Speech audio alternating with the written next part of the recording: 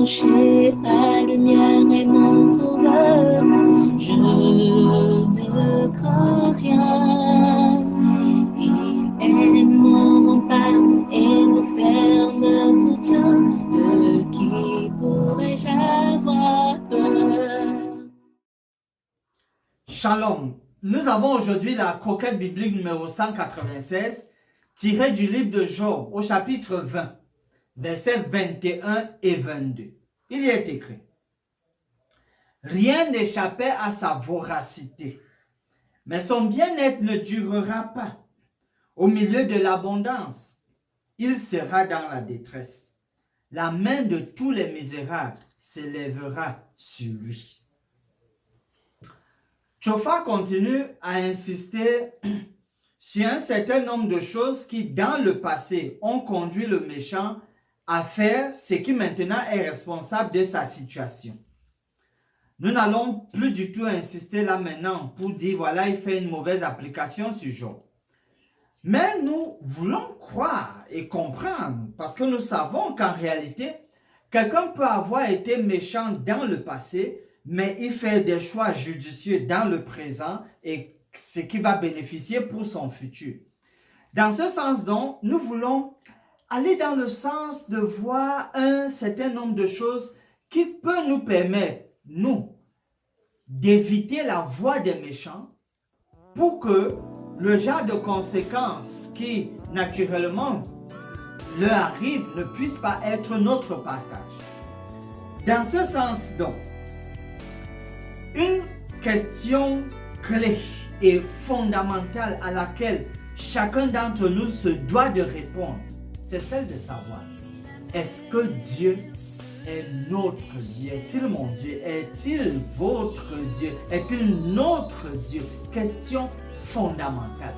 Sachant que quand on parle de Dieu, c'est l'objet suprême de notre adoration, l'objet suprême de notre amour. En d'autres termes, est-ce que nous aimons Dieu de manière suprême? Est-ce que notre amour suprême pour Dieu ne souffre de rien? Vous voyez, c'est des questions encore plus importantes, des points encore plus importants à examiner dans la vie.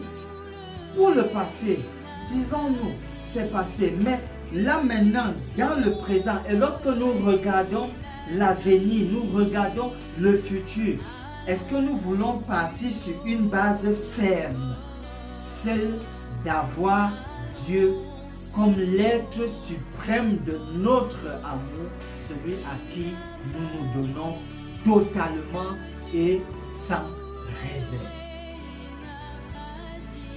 En termes de promesses, et afin de pouvoir répondre à cette question fondamentale, la meilleure chose à faire donc serait cette sorte de prière du psalmiste.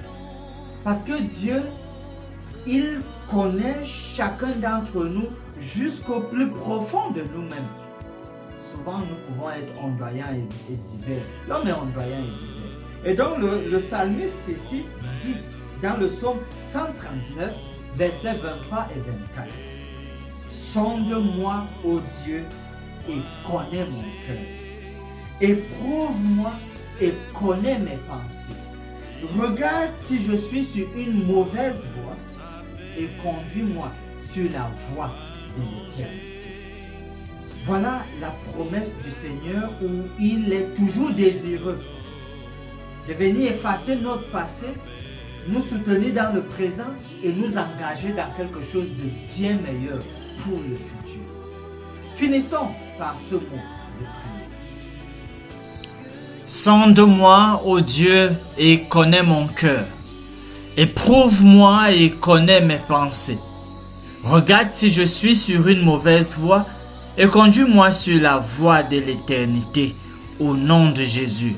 Amen.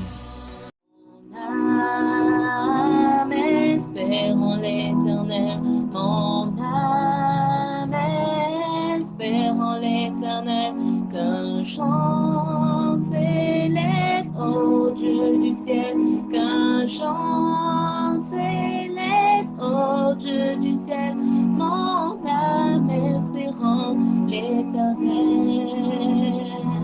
Mon âme espère en l'Éternel.